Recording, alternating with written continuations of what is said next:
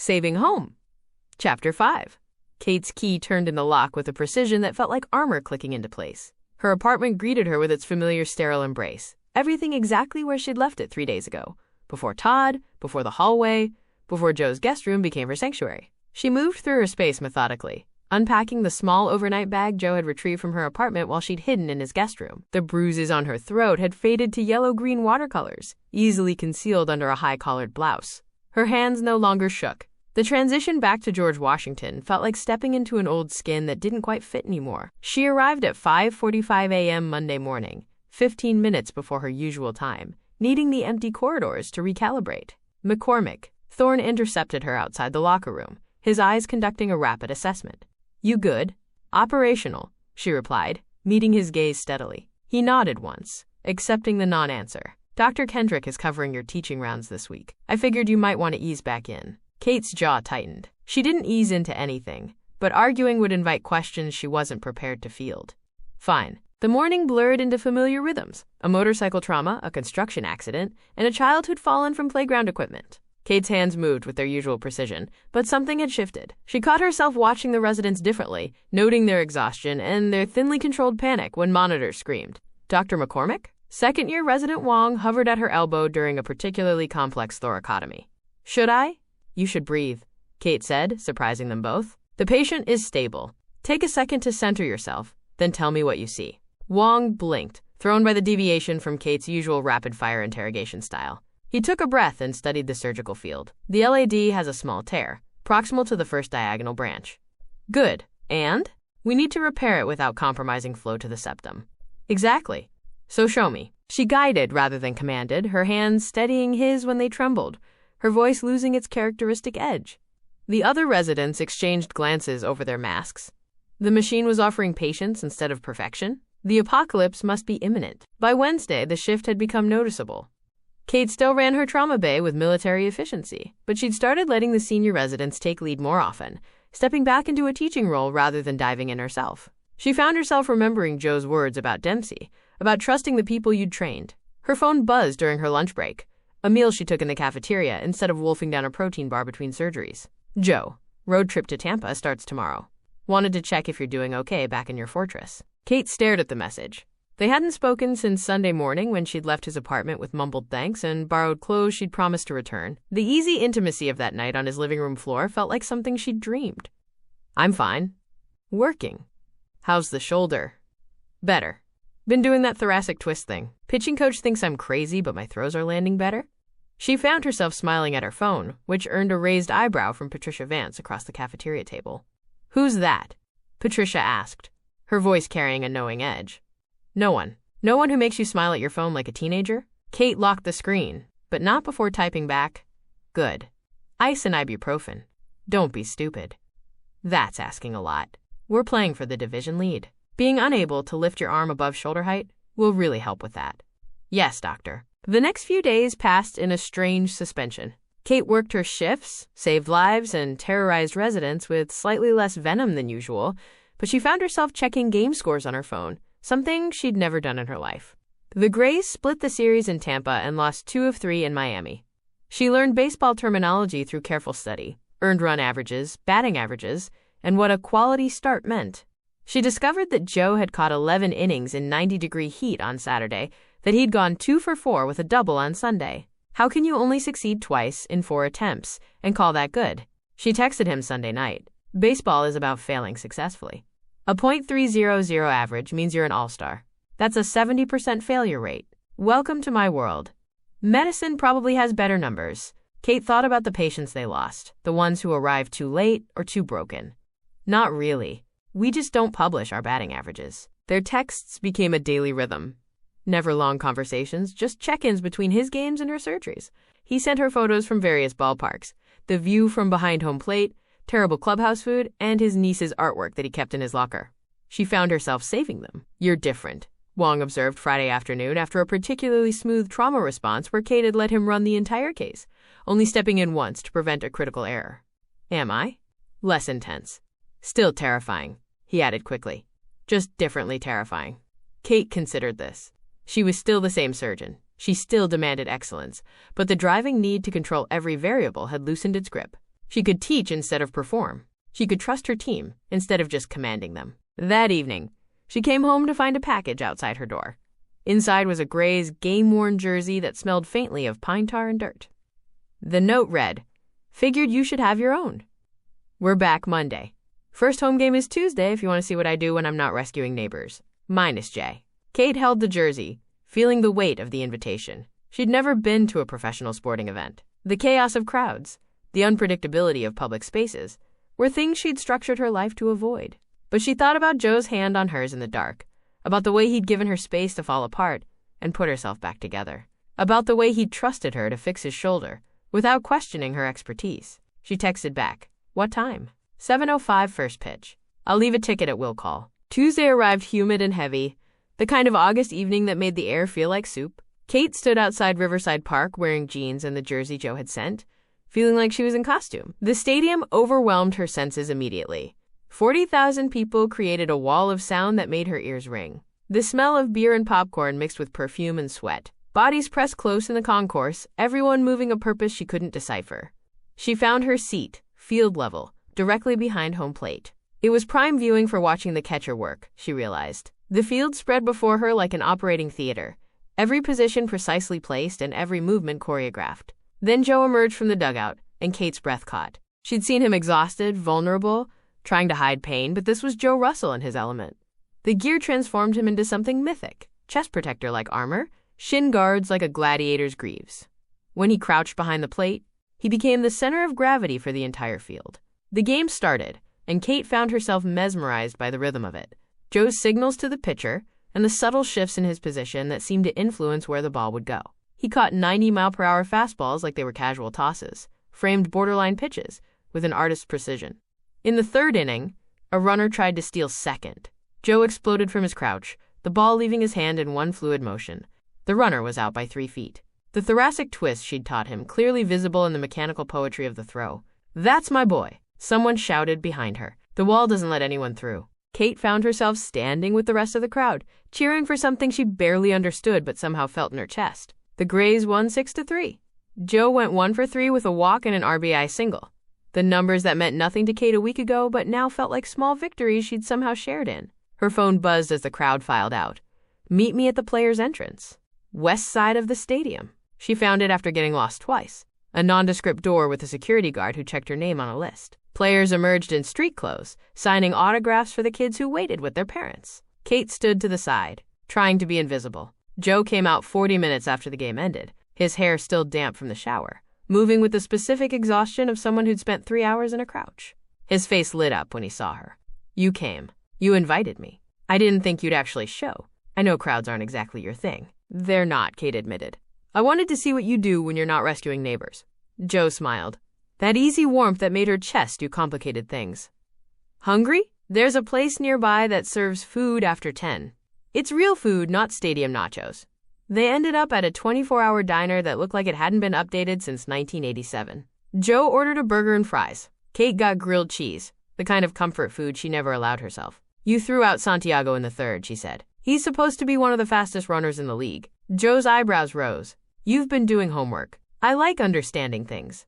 Baseball is more intricate than I expected. It's chess at 90 miles an hour. Every pitch is a decision. Every position matters." Kate watched him eat, noting how he favored his right side, probably sore from the game. "Your shoulder held up. The thoracic twist works. My manager thinks I'm overthinking it, but my release point is cleaner." He met her eyes. "Thank you for that. I didn't do anything. Just pointed out mechanics. You did more than that." His voice dropped. "You trusted me when you were terrified. That means something." "I should have called," Kate said. "After I left, I just didn't know what to say." "You don't have to say anything. We're good." This simple acceptance loosened something in her chest. They ate in comfortable silence, two people who understood that some things didn't need words. Over the next 2 weeks, they fell into an unspoken rhythm. Joe would text her his schedule. When he was in town and she wasn't working 16-hour shifts, they'd meet for late dinners or early coffees. Nothing that felt like dates, just two neighbors who'd seen each other at their worst and decided that was okay. Kate learned that Joe listened to Taylor Swift during his pregame routines, something that made her laugh so hard she nearly choked on her coffee. "You?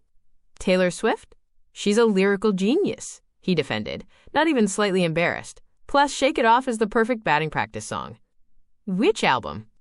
All of them. But I listen to Folklore on recovery days. Kate stared at him.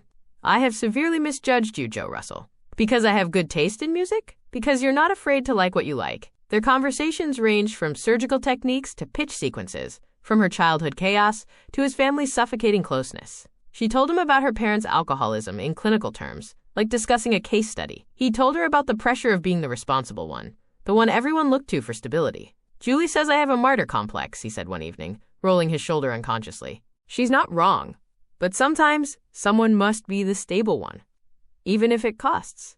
What does it cost you? Kate thought about her empty apartment, her non-existent social life, the way she'd structured everything to maintain control. Everything else. Joe reached across the table, his fingers brushing hers.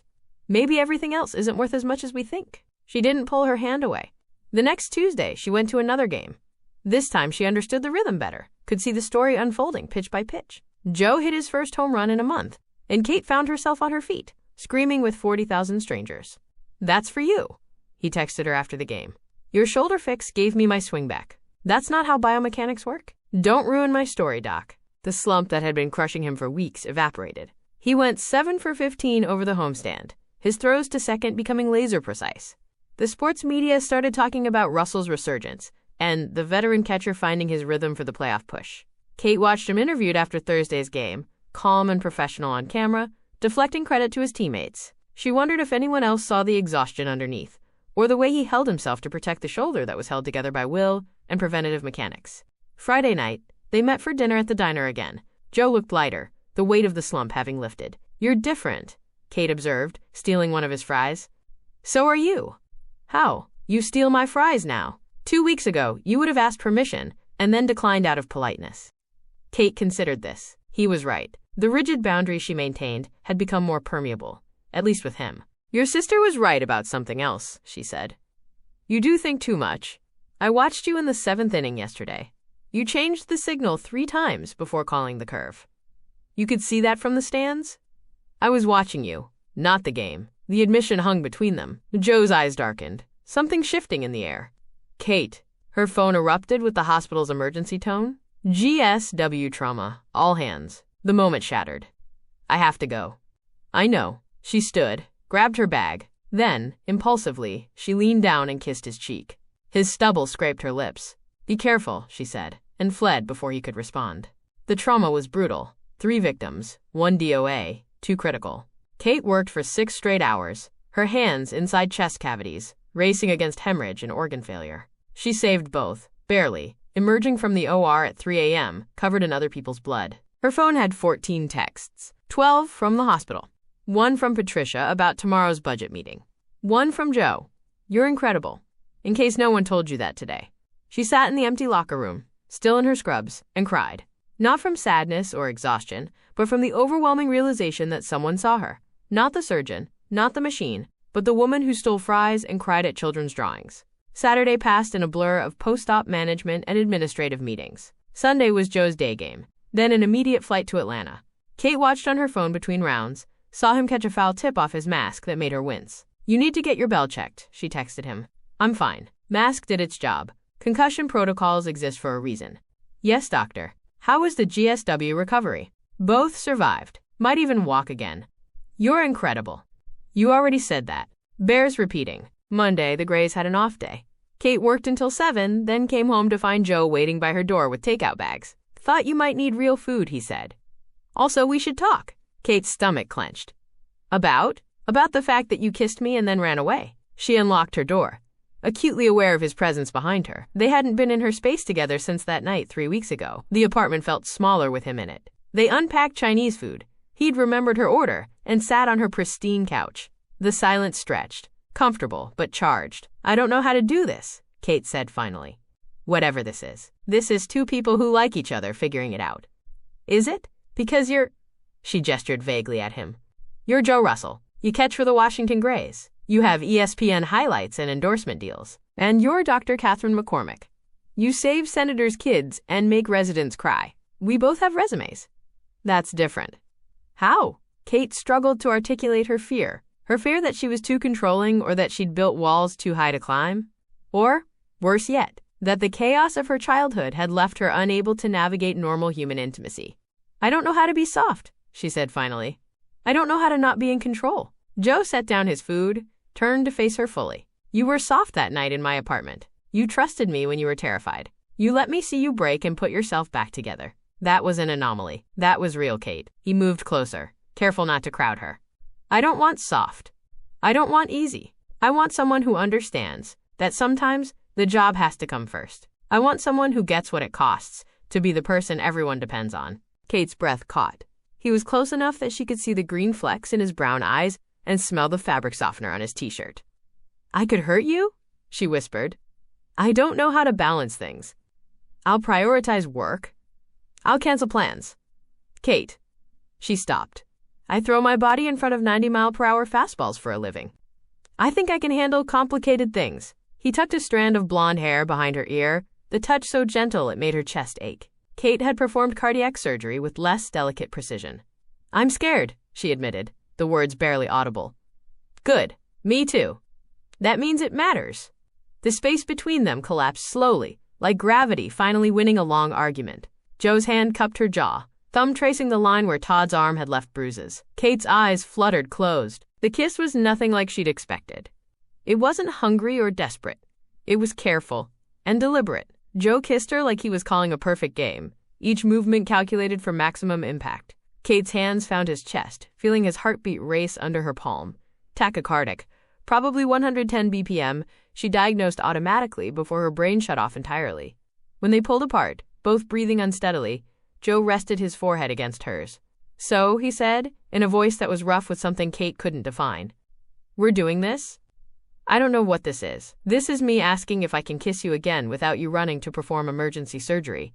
Kate laughed, surprising herself. "I only run for level 1 traumas. Good to know where I rank." She kissed him this time, her hands tangling in his hair. He made a sound low in his throat that did complicated things to her nervous system. When his arms wrapped around her, she didn't feel trapped. She felt anchored. They spent the rest of the evening on her couch, kissing like teenagers between bites of cold Chinese food. Joe's hand stayed carefully above her waist, never pushing or presuming. Kate felt like she was learning a new language, one where control meant something different than she'd always believed. "I have to fly to Atlanta tomorrow," Joe said around midnight, both disheveled and breathing hard. 3 games, back Thursday." "Okay." "Okay?" He pulled back to look at her. "Just okay? What do you want me to say?" "Don't go." Kate traced the line of his jaw, memorizing the texture. "Come back, that's what I want. Play your games, do your job, then come back. I'll always come back." The certainty in his voice made her believe him, which was more terrifying than the kissing. After he left, Kate stood in her apartment that now smelled like Chinese food and Joe's cologne. Her lips felt swollen, her carefully constructed life suddenly full of variables she couldn't control. Her phone buzzed. "Thank you for letting me in.